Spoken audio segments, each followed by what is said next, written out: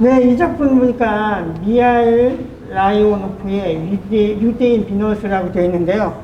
우리가 뭐 서양 그림을 보면은 비너스상을 많이 보는데 이거는 또 우리가 일반적으로 봐왔던 그런 비너스상하고는 좀 다르고 좀 옆에 배경도 좀 다르거든요. 그래서 이 작품에 대해서 조금 이렇게 설명을 해주시면 좋을 것 같습니다. 네, 라리오노프는요, 1912년부터 비너스 연작을 계속 이제 구성을 하고 있거든요. 네. 처음에는 러시아인 비너스, 그 다음에 군인 비너스, 그리고 비너스와 미하일, 그리고 난 다음에 여기 있는 유대인 비너스까지 이렇게 계속 연장을 합니다.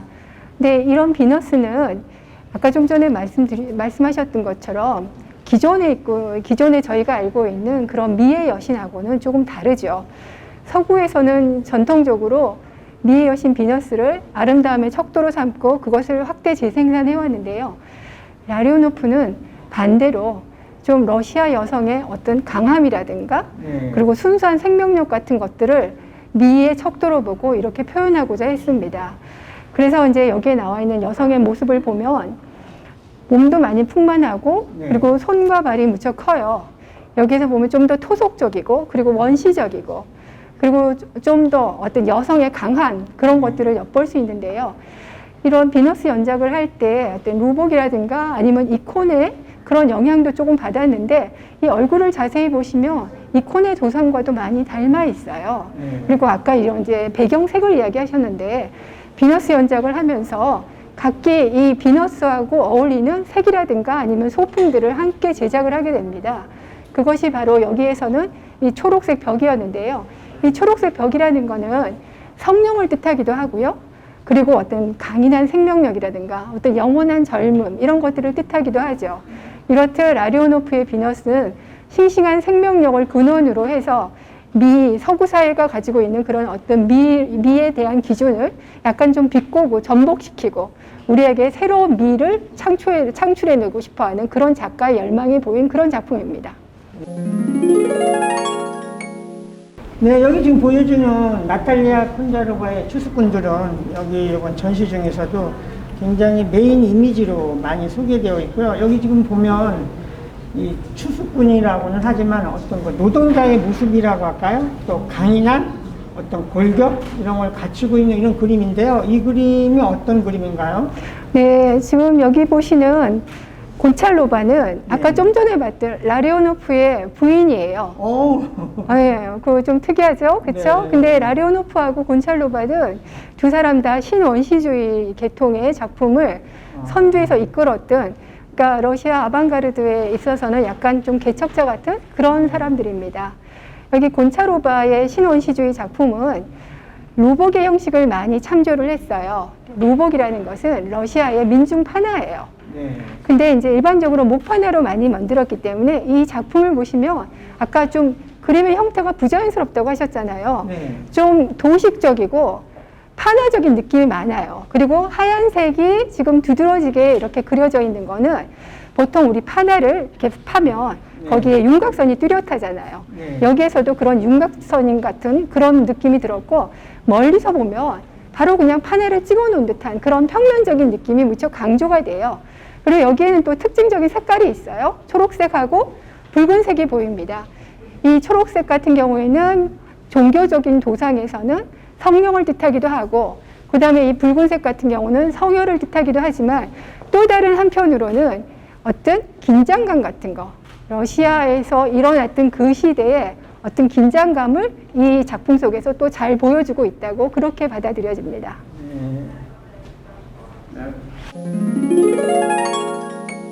네, 우리가 일반적으로 서양 미술사 얘기할 때 추상 미술하면 대표적으로 우리가 이제 거론하는 사람이 칸디스키하고 몬드리안 이런 작가들을 얘기를 하고 있는데요. 여기 지금 보여주고 있는 어떤 칸디스키의 추상 작품은 굉장히 표현주의적인 이런 추상이라고 얘기를 할 수 있는 것 같은데요. 네, 맞습니다. 우리 보통 이제 칸딘스키 그리고 저 앞에 보이는 말레비치의 작품들이 있는데요. 칸딘스키를 일반적으로 따뜻한 추상이라고 말을 하고요. 말레비치의 추상을 차가운 추상이라고 이렇게 이야기를 하고 있거든요. 근데 여기에 있는 이제 칸딘스키의 작품은 독일 표현주의 경향이 많이 엿보이는 작품입니다. 칸딘스키의 추상 작품 중에서도 특별히 세계의 것들을 많이 이제 색이라는 것들을 많이 강조한 그런 작품인데요. 이것은 칸딘스키의 즉흥 연작이에요. 지금 여기에도 있고 요 앞에 선도 있고 요 뒤에 있는 즉흥도 다른 작품이 있는데 이 세 개 다 전부 다 즉흥 연작인데요. 특히 이 작품 같은 경우에는 칸딘스키가 어떤 구상회화에서 추상회화로 넘어가는 그 중간 단계 즈음에 있음을 좀 보여주는데요.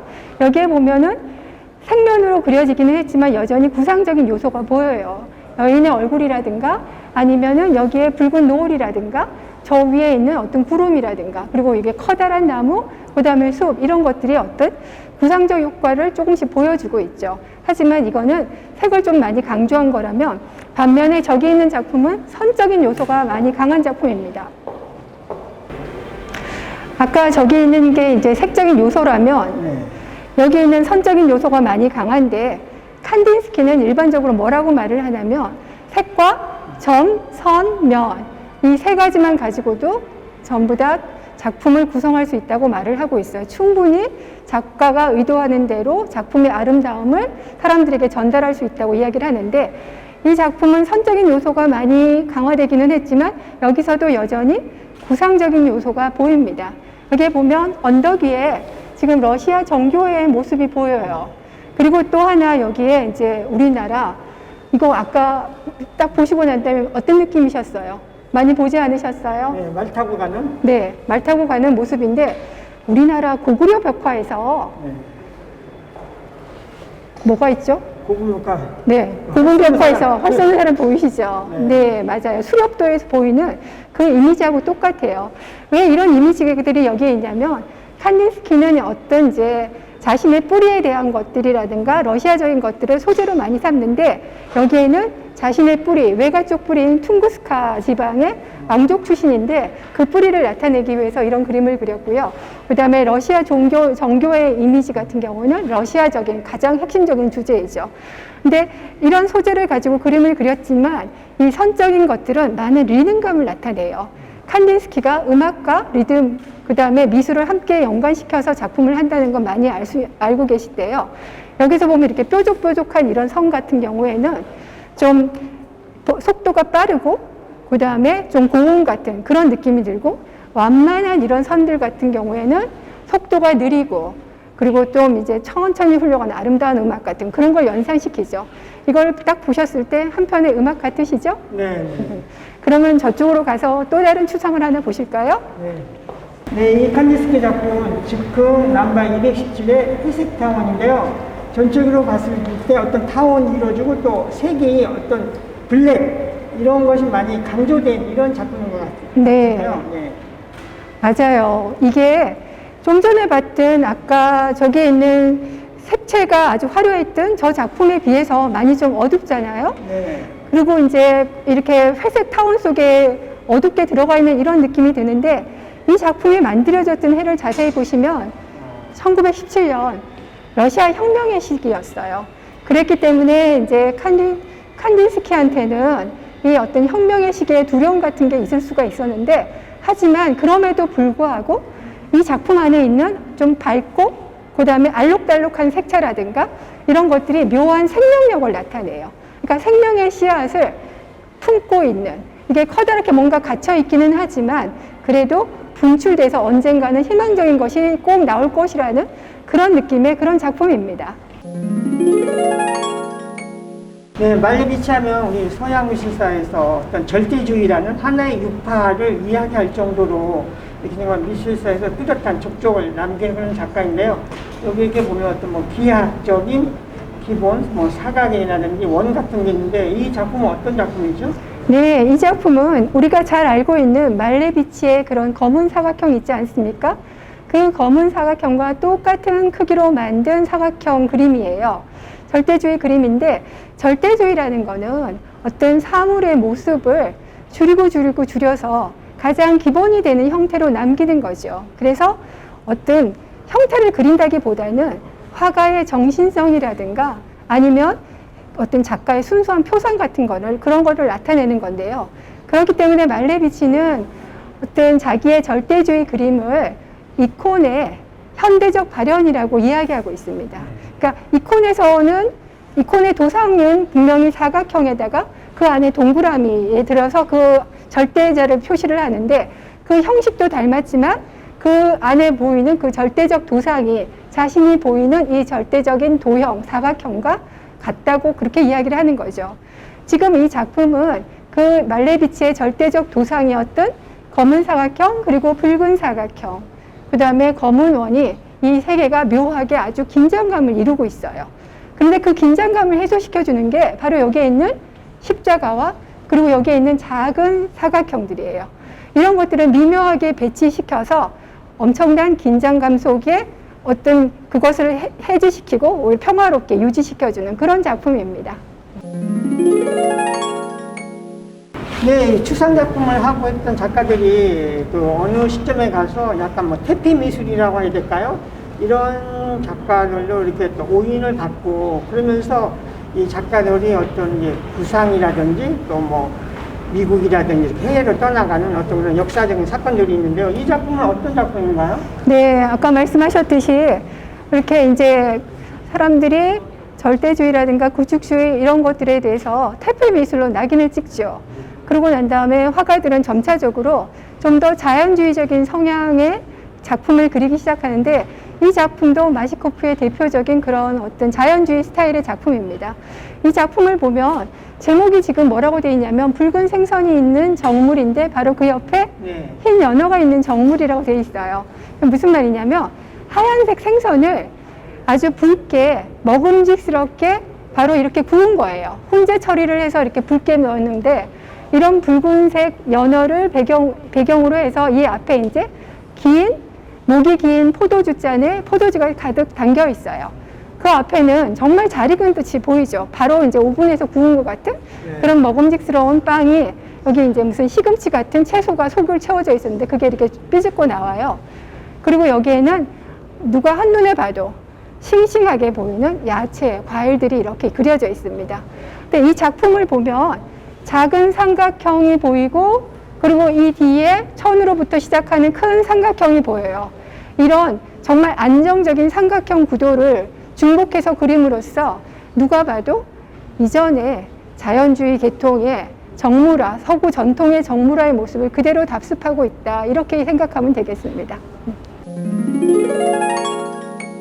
네, 이 풍경을 보면서 굉장히 단순하다는 생각이 들고요. 전체적인 것 풍경의 색깔이 좀 음침하다고 할까, 음습한 이런 풍경인데요. 이게 어떤 그림인가요? 네, 이제 원래 알렉산드로 드레비는 그전에는 여기 옆에 있는 부인이 우달초바 이렇게 큐브 피처리즘이라든가 아니면 신원시주의 성향의 그림을 작품 활동을 했던 작가입니다. 그런데 이제 그 사회주의 미술 운동, 사회주의적 리얼리즘이 이제 대두되면서 자신의 작품들이 조금씩 탄압을 받게 되죠. 그러면서 그 사람들이 방향을 돌린 게 바로 여기에서 보이는 어떤 좀 자연주의적이고 그 다음에 그 이전에 우리가 흔히 봤던 그런 인상주의적인 그런 경향의 작품들을 남기게 됩니다. 여기에서 보면 작품의 밀도가 무척 높아요.